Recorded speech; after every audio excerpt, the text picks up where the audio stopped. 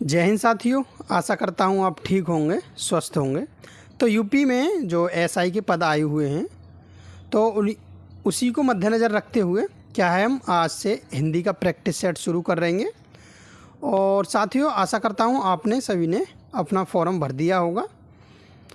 तो चलो क्या करते हैं, हम यूपी के दरोगा लेवल के आज हम प्रश्न देखेंगे कि कैसे कैसे प्रश्न आते हैं और कैसे कैसे क्वेश्चन होने चाहिए। तो चलो देखते हैं क्वेश्चनों की तरफ। इसमें पहला क्वेश्चन होगा, पहला क्वेश्चन है कि कौन सा विशेषण क्या है, कौन सा विशेषण निश्चित संख्यावाचक विशेषण नहीं है। तो कौन सा विशेषण निश्चित संख्यावाचक विशेषण नहीं है। तो निश्चित संख्यावाचक विशेषण आप जानते होंगे दो प्रकार के होते हैं। एक निश्चित संख्यावाचक विशेषण, क्या संख्यावाचक विशेषण दो प्रकार के होते हैं। एक निश्चित संख्यावाचक होते हैं और दूसरा अनिश्चित संख्यावाचक। तो इसमें से पूछा है निश्चित संख्यावाचक कौन सा नहीं है। तो ऑप्शन है कुर्ते के लिए 2 मीटर कपड़ा चाहिए। तो कुर्ते के लिए 2 मीटर, तो 2 मीटर इसमें क्लियर कर दिया है ना, तो ये तो निश्चित संख्यावाचक हो जाएगा। नेक्स्ट क्वेश्चन देखेंगे कि 1 किलो आम से ज़्यादा मत लाना, मतलब 1 किलो आम से ज़्यादा मत लाना। तो 1 किलो इसमें भी क्या कर दिया, निश्चित कर दिया कि 1 किलो आम से ज़्यादा मत लाना। चलो नेक्स्ट क्वेश्चन देखते हैं कि सैकड़ों लोग मारे गए। क्या है, सैकड़ों लोग मारे गए। तो सैकड़ों लोगों में कोई निश्चित नहीं है ना कि कितने मारे गए, सैकड़ों मारे गए। तो यही क्या हो जाएगा, हमारा करेक्ट आंसर हो जाएगा ऑप्शन सी, सैकड़ों लोग मारे गए। ये निश्चित संख्यावाचक नहीं है, ये अनिश्चित संख्यावाचक है। और ऑप्शन डी है कि चाय में 50 ग्राम चीनी डालना। तो चाय में 50 ग्राम, इसमें भी क्लियर कर दिया कितनी चीनी डालनी है, 50 ग्राम चीनी डालनी है। तो ये भी क्या हो जाएगा, निश्चित हो जाएगा। तो हमारा ऑप्शन सी इसमें करेक्ट आंसर होगा। चलो नेक्स्ट क्वेश्चन की तरफ चलेंगे। नेक्स्ट क्वेश्चन है क्वेश्चन नंबर 2 कि पुष्कर का अर्थ बताइए। क्या है क्वेश्चन नंबर 2 कि पुष्कर का अर्थ बताइए। तो पुष्कर का अर्थ क्या होता है, ऑप्शन दे रखे हैं नदी का नाम या ट्रेन का नाम या मूसक या सरोवर। तो पुष्कर आप जानते होंगे, पुष्कर तालाब, तालाब यानी सरोवर को कहते हैं। किसको कहते हैं, तालाब यानी सरोवर को कहते हैं पुष्कर। और ये मूसक किसको कहते हैं, मूसक चूहा को कहते हैं। मूसक चूहा गणेश जी की जो सवारी करते हैं मूसक। और ट्रेन का नाम आप जानते ही हो, और नदी का नाम ये एकदम अलग दे रखा है। तो पुष्कर का अर्थ क्या होगा, सरोवर होगा। सरोवर मतलब तालाब। तो नेक्स्ट क्वेश्चन की तरफ चलेंगे हम। नेक्स्ट क्वेश्चन नंबर 3 है कि मैंने आम ले लिया है। क्या है, मैंने आम ले लिया है का बहुवचन क्या होगा। तो इसका बहुवचन ऑप्शन दे रखे हैं मैंने आम ले लिए हैं, मैंने आम ले लिया, ले लिए हैं। हाँ, मैंने आम लिए हैं, मैंने आम लिए हैं ये तो नहीं होगा। और हमने आम ले लिए हैं ये भी नहीं होगा। और हमने आम ले लिया है तो ये भी नहीं होगा। क्या होगा इसका, मैंने आम ले लिया है का बहुवचन मैंने आम ले लिए हैं। ऑप्शन ए क्या होगा, हमारा करेक्ट आंसर होगा। बहुवचन पूछा है इसमें और एक वचन दिया था। तो चलो नेक्स्ट क्वेश्चन देखेंगे। नेक्स्ट क्वेश्चन है जटिल। क्या है, जटिल का अर्थ बताइए। जटिल का अर्थ बताइए। ऑप्शन दे रखे हैं, जटिल का अर्थ व्यर्थ होता है या पेचीदा होता है या असंभव होता है या गंदा होता है। तो जटिल आप जानते होंगे, जटिल का मतलब क्या होता है, जटिल का मतलब उलझा हुआ होता है, मतलब कुछ उलझा हुआ, उलझा हुआ या पेचीदा क्या होता है, या पेचीदा, पेचीदा, उलझा हुआ या पेचीदा या क्लिष्ट, ऐसे ये अर्थ होता है जटिल का। तो ऑप्शन बी क्या हो जाएगा, हमारा करेक्ट आंसर होगा। जटिल का अर्थ होगा हमारा पेचीदा। नेक्स्ट क्वेश्चन की तरफ चलेंगे। नेक्स्ट क्वेश्चन है क्वेश्चन नंबर 5 कि दिए गए विकल्पों में से सही वाक्य चुनिए। मतलब शुद्ध वाक्य चुनना है दिए गए विकल्पों में से। तो ऑप्शन ए है कि मैंने आपसे प्रणाम किया था, मैंने आपसे प्रणाम किया था और मैं आपको प्रणाम किया हूँ। प्रणाम तो ये तो गलत है, ऑप्शन बी तो पूरी तरह से गलत है। तो मैंने आपको प्रणाम किया था ये भी सही हो सकता है। मैं आपको प्रणाम किया था, मैं आपको तो नहीं होगा, ये तो क्या हो जाएगा, गलत हो जाएगा। तो इसमें से और इसमें से ही होगा। मैंने आपसे और या मैंने आपको, तो इसमें से कौन सा होगा? आपको सही होगा। मैंने आपको एक अच्छी लैंग्वेज है ये, आपसे एक अच्छी लैंग्वेज नहीं है। आपको, मैंने आपको प्रणाम किया था। तो ऑप्शन सी क्या होगा हमारा इसमें करेक्ट आंसर होगा। चलो नेक्स्ट क्वेश्चन की तरफ चलेंगे। नेक्स्ट क्वेश्चन है गाढ़ा शब्द का विलोम अर्थ। क्या है? गाढ़ा शब्द का विलोम अर्थ बताइए। तो गाढ़ा शब्द का विलोम अर्थ क्या होता है? ऑप्शन ए दे रखा है पतला या सुख, इसको सूखा कर लो आप, क्या कर लो इसको? सूखा कर लो। सूखा या गड्ढा या डीठ। तो गाढ़ा, जो गाढ़ा शब्द का विलोम शब्द होता है, तो गाढ़ा का क्या विलोम शब्द होगा? पतला होगा। क्या होगा? पतला ही होगा ना गाढ़ा शब्द का। कोई चीज़ गाढ़ी है तो उसका विलोम हो जाएगा पतला। तो ऑप्शन ए क्या होगा हमारा करेक्ट आंसर होगा। और जबकि डीठ का अर्थ क्या होता है? ये जो डीठ है, डीठ का अर्थ क्या होता है? धृष्ट, धृष्ट या निर्लज्ज, धृष्ट या निर्लज्ज होता है। यानी अगर डीठ की विलोम शब्द की बात करेंगे तो विनीत हो जाएगा। क्या हो जाएगा? डीठ का विनीत। चलो नेक्स्ट क्वेश्चन। और सूखा का क्या हो जाएगा? सूखा का गीला हो जाएगा। सूखा का विलोम शब्द गीला हो जाएगा। और गड्ढा का क्या हो जाएगा? गड्ढा का मतलब उभरा हुआ। तो इसका आंसर हमारा गाढ़ा का पतला, ऑप्शन ए क्या होगा करेक्ट आंसर होगा। चलो नेक्स्ट क्वेश्चन की तरफ चलते हैं। नेक्स्ट क्वेश्चन है हनुमान की पूंछ में, क्या है? हनुमान जी की पूंछ में लगना पाई आग, लंका सगरी जल गई, गए निशाचर भाग। तो इसमें क्या पूछा है? अलंकार पूछा है। तो इसका अर्थ है कि जैसे कि हनुमान जी की जो पूंछ थी उसमें आग नहीं लग पाई पूरी में, और जब तक क्या है पूरी लंका क्या है जल गई, जलकर राख हो गई। और गए निशाचर भाग, मतलब निशाचर भाग गए। तो क्या हुआ है? कवि ने क्या करा है? बहुत बड़ा चढ़ाकर बात इसमें कर दी है कि आग नहीं लग पाई पूंछ में और जबकि लंका पूरी जल गई। तो जब बड़ा चढ़ाकर बात करी जाती है तो उसमें कौन सा अलंकार होता है? ऑप्शन ए है श्लेष अलंकार, या काकू बकरोक्ति, या अतिशयोक्ति, या अन्योक्ति। तो जहाँ बड़ा चढ़ाकर बात की जाए वहाँ पर होता है अतिशयोक्ति। क्या होता है? अतिशयोक्ति अलंकार होता है, बहुत सारी बड़ा चढ़ाकर बात करना। तो चलो नेक्स्ट क्वेश्चन की तरफ चलेंगे। नेक्स्ट क्वेश्चन है क्वेश्चन नंबर 8 कि आधुनिक भारतीय आर्य भाषा का काल कब से कब तक का है? मतलब आधुनिक आर्य भाषा का काल पूछा है। तो आधुनिक भारतीय आर्य भाषा का जो काल होता है, ऑप्शन दे रखे हैं कि 1500 से ईसा पूर्व से 800 ईसा पूर्व होता है, या एक ईस्वी से 500 ईस्वी तक होता है, या 500 ईस्वी से 1000 ईस्वी तक होता है, या 1000 ईस्वी से अब तक का होता है। तो आधुनिक भारतीय आर्य काल का जो समय होता है वो होता है 1000 ईस्वी से, कब से? 1000 ईस्वी से अब तक का समय। क्या है? जो अब तक का समय 1000 ईस्वी से अब तक का समय क्या कहलाता है? आधुनिक भारतीय आर्य भाषा का काल कहलाता है। तो ऑप्शन डी क्या होगा हमारा करेक्ट आंसर होगा, ऑप्शन डी। चलो नेक्स्ट क्वेश्चन की तरफ चलेंगे।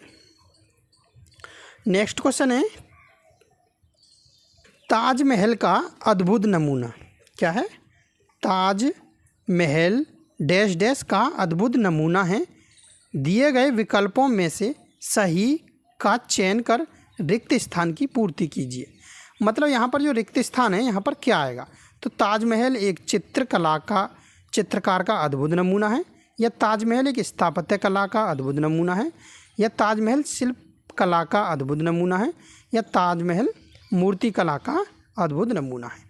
तो ताजमहल क्या है? स्थापत्य कला का, किसका? स्थापत्य कला का अद्भुत नमूना है। ऑप्शन ये वाला बी क्या होगा इसका करेक्ट आंसर हो जाएगा, ऑप्शन बी स्थापत्य कला इसमें ऑप्शन में वो रिक्त स्थान में आएगा। तो चलो नेक्स्ट क्वेश्चन की तरफ चलेंगे। नेक्स्ट क्वेश्चन है क्वेश्चन नंबर 10 अधजल गगरी छलकत जाए। अधजल गगरी छलकत जाए डैश डैश उक्त मुहावरे के लिए वाक्य बताइए। तो इसका मतलब क्या होता है? अधजल गगरी छलकत जाए। ऑप्शन है फूटी हुई गगरी से जल टपकता है। तो ये तो नहीं होता कि फूटी हुई गगरी से जल टपकता है अधजल गगरी का अर्थ, तो ये तो क्या होगा? गलत होगा। आगे है आधे जल से भरी गगरी छलकत जाती है, तो ये भी नहीं है, आधे जल से भरी गगरी छलकत जाती है, ये भी क्या होगा, गलत हो जाएगा। ऑप्शन सी है कम गुण वाला व्यक्ति दिखावा बहुत करता है। हाँ, ये इसका क्या है, करेक्ट आंसर होगा। अधजल गगरी छलकत जाएगा कि कम गुण वाला व्यक्ति क्या करता है, बहुत ज़्यादा दिखावा करता है, बहुत ज़्यादा अपनी अपनी बड़ी बड़ी बातें फेंकता है, और यही हमारा क्या हो जाएगा, ऑप्शन डी इसमें करेक्ट आंसर हो जाएगा। और ये क्या है, आधे जल से भरी गगरी नहीं ले जानी चाहिए, ये तो एक कॉमेडी टाइप का ऑप्शन है। तो ऑप्शन सी क्या होगा, हमारा करेक्ट आंसर होगा। अधजल गगरी छलकत जाएगा मतलब होता है कम गुण वाला व्यक्ति दिखावा बहुत ज़्यादा करता है। तो नेक्स्ट क्वेश्चन देखते हैं। नेक्स्ट क्वेश्चन है स्त्रीलिंग। क्या है, कमल का स्त्रीलिंग बताइए। तो कमल का स्त्रीलिंग क्या होता है, ऑप्शन है कमलिनी या कमली या कमलिनी। इसमें क्या अंतर है, इसमें बड़ी ई का अंतर है, एन ना पर इसमें छोटी ई की मात्रा है, इसमें बड़ी ई की मात्रा है। और कामली, तो कमल का स्त्रीलिंग क्या होता है, कमलिनी होता है। कौन सा होता है, ये बड़ी ई वाला होता है, कमलिनी। कमल का स्त्रीलिंग कमलिनी। तो ऑप्शन सी क्या होगा, हमारा करेक्ट आंसर होगा। कमल का स्त्रीलिंग पूछा है। स्त्रीलिंग भी क्वेश्चन और पुरुषलिंग, ये भी लिंग वाले क्वेश्चन भी आपको 100% देखने को मिलेंगे। नेक्स्ट क्वेश्चन है कि सन 2014, क्या है, सन 2014 के साहित्य अकादमी पुरस्कार विजेता उपन्यासकार रमेश चंद्र साहा कौन है। उपन्यासकार रमेश चंद्र साहा के उपन्यास का नाम क्या है। मतलब रमेश चंद्र साहा को 2014 में साहित्य अकादमी पुरस्कार मिला था, तो किस उपन्यास के लिए मिला था उनके लिए। ऑप्शन है मिलजुल मन के लिए, या आग की हंसी के लिए, या विनायक के लिए, या रेहन पर रघु के लिए। तो रमेश चंद्र साहा का जो उपन्यास था वो था विनायक। क्या था, विनायक। और विनायक के लिए ही क्या मिला था, 2014 में साहित्य अकादमी पुरस्कार मिला था। हंसी, आग की हंसी, हाँ, मिलजुल मन किसकी है, मिलजुल मन है मृदुला गर्ग की, मृदुला गर्ग की। और ये क्या है, रेहन पर रघु किसका उपन्यास है, काशीनाथ, किसका, काशीनाथ सिंह का। और रमेश चंद्र साहा का विनायक के लिए क्या है, 2014 में साहित्य अकादमी पुरस्कार मिला था। तो चलो नेक्स्ट क्वेश्चन की तरफ चलते हैं। नेक्स्ट क्वेश्चन है क्वेश्चन नंबर 13। छोटा डैश बड़ी बात लोकोक्ति को पूरा करिए। तो छोटा बालक बड़ी बात होती है, या छोटा मुँह बड़ी बात होती है, या छोटा सोने बड़ी बात होती है, या छोटा साथी बड़ी बात होती है। तो ये तो आपने सबके मुंह से ही सुना होगा, ज़्यादातर बहुत सुनते रहते हैं। तो छोटा मुँह बड़ी बात क्या है, ऑप्शन बी क्या होगा, इसका करेक्ट आंसर होगा छोटा मुँह बड़ी बात, मुँह आ जाएगा यहाँ पर। तो चलो नेक्स्ट क्वेश्चन की तरफ चलेंगे।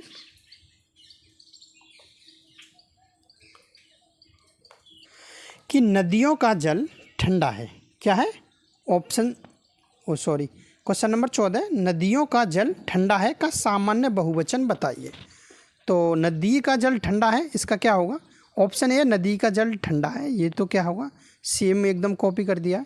सभी नदियों, नदी का, तो नदी से क्या होगा बहुवचन, नदी से नदियाँ बनेगा, नदियाँ या नदियों। तो ऑप्शन बी क्या है, सभी नदियों का जल ठंडा, ये भी गलत है। नदियों का जल ठंडा है या नदियों का जल ठंडा है, तो इसमें नदियों तो गलत लिखा है, छोटी की मात्रा होगी। तो ऑप्शन सी क्या होगा, करेक्ट आंसर होगा, नदियों का जल ठंडा है। ऑप्शन सी क्या है, करेक्ट आंसर है। तो चलो नेक्स्ट क्वेश्चन देखेंगे, बहुवचन पूछा था इसमें। नेक्स्ट क्वेश्चन है कि रेशमी टाई, क्या है, रेशमी टाई एकांकी संग्रह के रचयिता कौन है। तो रेशमी टाई एकांकी संग्रह के रचयिता कौन है। ऑप्शन है राम कुमार वर्मा, या उमाशंकर शर्मा, या अमृता प्रीतम, या वेद प्रताप वैदिक। तो रेशमी टाई, इसके जो लेखक हैं कौन है, राम कुमार वर्मा।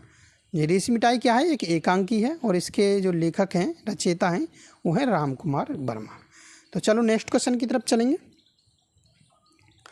नेक्स्ट क्वेश्चन है क्वेश्चन नंबर 16 कि बिनु पग चले, क्या है, बिनु पग चले सुने बिन काना, क्या है, बिनु पग चले सुने बिन काना।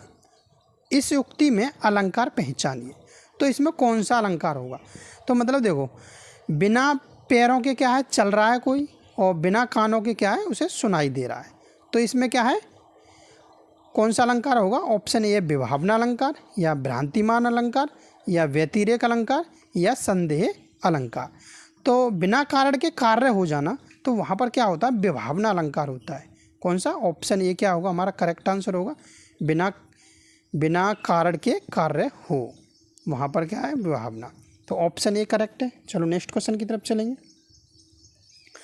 नेक्स्ट क्वेश्चन है क्वेश्चन नंबर 17 कि मेरे कुर्ता पजामा, क्या है, मेरे कुर्ता पजामा में 3.5 मीटर कपड़ा लगेगा। तो मेरे कुर्ता पजामा में 3.5 मीटर कपड़ा लगेगा, वाक्य में विशेषण पहचानिए। तो इसमें क्या होगा, कपड़े की बात हो रही है। कपड़ा क्या होता है, मटेरियल होता है।